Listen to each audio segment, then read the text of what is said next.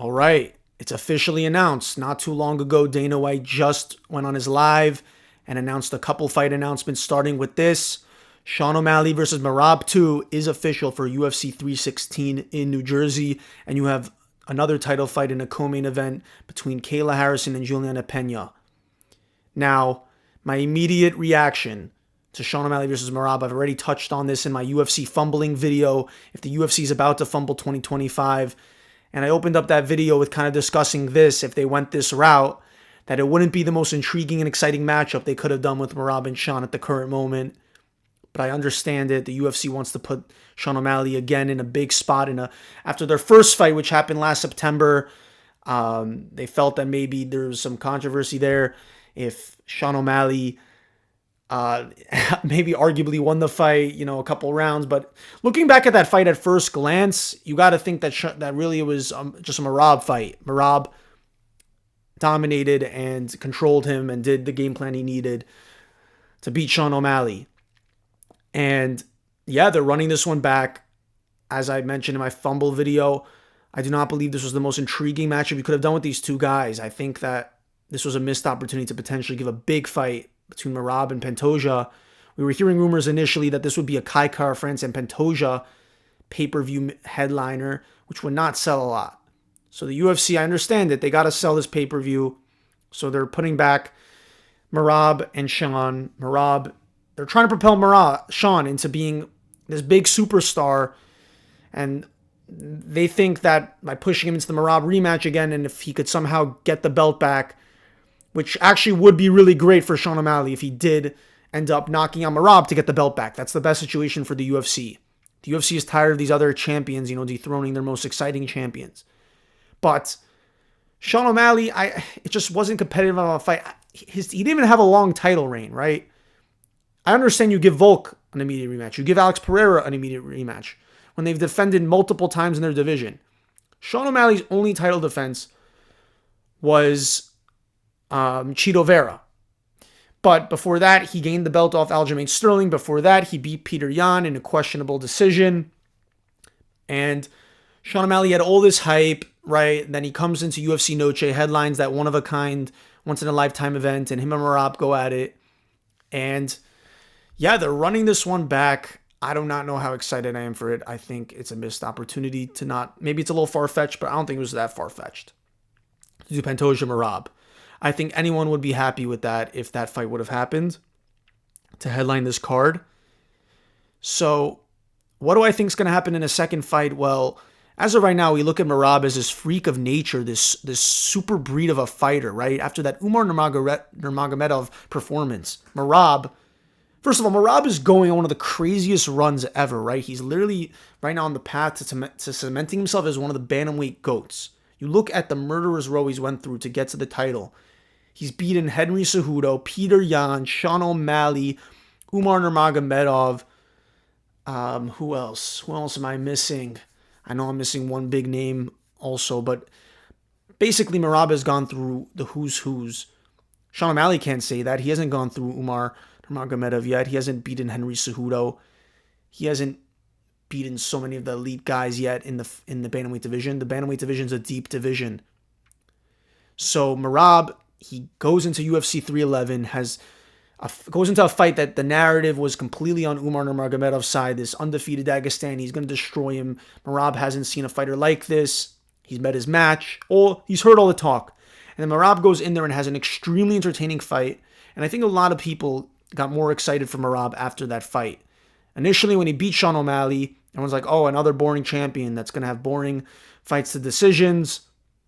But people are starting to catch on and like Merab a lot more. I know that within my friend group, a lot of guys in my friend group now are not opposed to seeing Merab more. They think he's funny, which he is. He's hilarious. He does a bunch of different things on social media. And he's got the crazy cardio, right? He has this insane gas tank.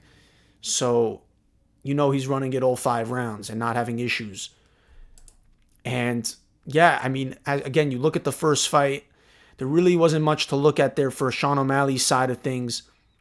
Although I want to say that Merab did kind of run away from Sean O'Malley in the 5th round. Like Sean O'Malley, they were taking it up on the feet. I really want to go now and rewatch that fight to see if I could see where the argument comes in from that Sean O'Malley won a couple rounds.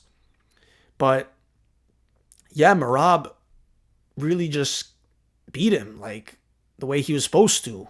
Like you can't expect anything different from Merab. He's gonna just outwork you with the cardio and wrestle. Maybe give you a couple exchanges on the feet. I truly believe that on the feet, Sean O'Malley will be able to hang with anybody. But when you're putting Sean O'Malley up against a wrestlers dominant like Merab and Umar Nurmagomedov, Sean O'Malley doesn't stand much of a chance. He's a striker, and that's really all he is. He doesn't have such a good ground game. They could have also done Sean O'Malley versus Corey Sandhagen, and that would have been fine too. But you should have done the Jan rematch or Sandhagen. I don't know if this is so well deserved, right? Sean O'Malley only defended one time to Chito Vera, and now he's getting put again in immediate rematch with Merab. But again, they have to sell the pay-per-view. And then in the co-main event, you got Kayla Harrison versus Julianna Pena, which I get it is a little bit of a more exciting women's fight because there's some animosity, some anger there. There's a little bit of fuel to the fire that could maybe help sell that co-main event. We'll see how they surround the rest of the card because normally Jersey cards aren't so strong.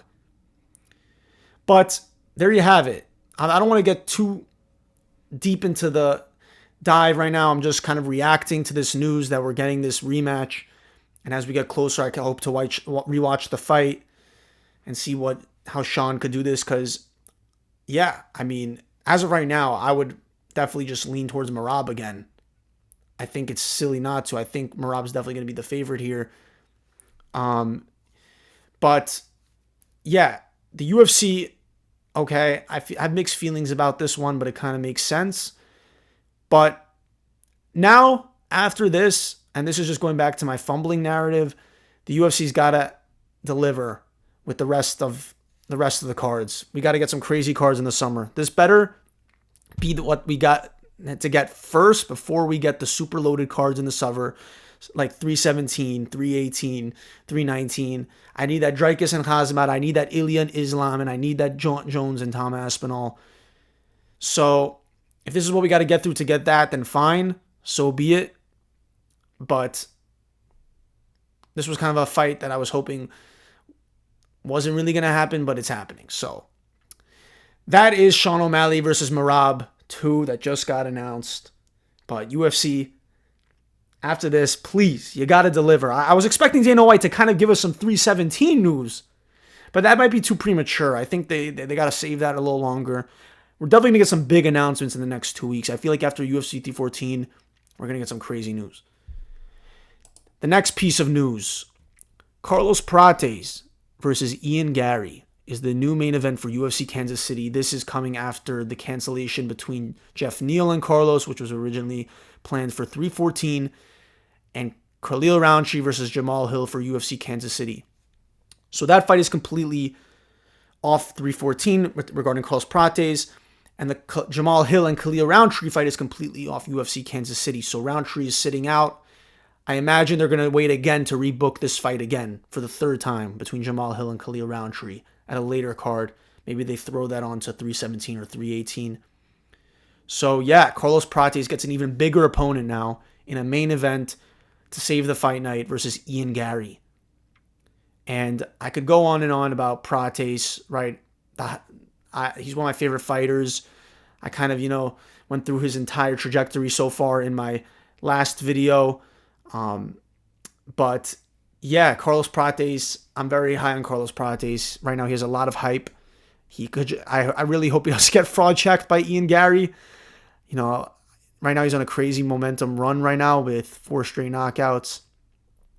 And Carlos Prates has amazing power that we have yet to see the true potential of his power. He really just has not fully tapped into it yet. And we haven't seen him go to even deeper waters. He's finished all his opponents in earlier rounds, and he's only been in 3-round fights. Well, that's not true. He just beat Neil Magny in literally the final seconds of the first round in his last fight, which was a main event. So here he is, a big spot that could propel him to a new, even bigger level than if he would have beaten Jeff Neal, right? They're giving him Ian Garry, who just came off a co-main event loss to Shavkat Rakhmonov. Ian Garry had a really impressive, well, not so impressive, but like he did impress me when he almost submitted Shavkat, right? Shavkat, this undefeated fighter with the boogeyman, was like so many mysterious flaws, if he had any flaws in his game, but Ian Garry kind of makes Shavkat look a little bit human, and Ian Garry's looking to bounce back. He lost his O in that fight. He was 15-0, now he's 15-1. So Ian Garry is coming back to save another fight by taking on Carlos Prates. Now the question is, will Ian Garry stand with Carlos, or is he going to try to also play like a submission game? Is he going to play, half and half? Because Carlos Prates, where he's superior, is clearly on the feet. Carlos Prates has these long, rangy arms that he's using to hunt for an opening in his opponents, and then he gets them with the kill shot. He gets them with the hook. Like he hunts for his knockout, and he's patient with it. The fighting nerds, you look at their style of fighting, these guys, all of them, Silva, Ruffy, at least in the earlier rounds, they're pretty patient, and they take their time with it, studying their opponent's movements. I mean, that must be why they're called the nerds, right? They're probably studying fight film and looking at every single movement, and they know how to calculate timing. So this is kind of their fight style, and is why they are right now having so much success, outclassing other guys like crazy.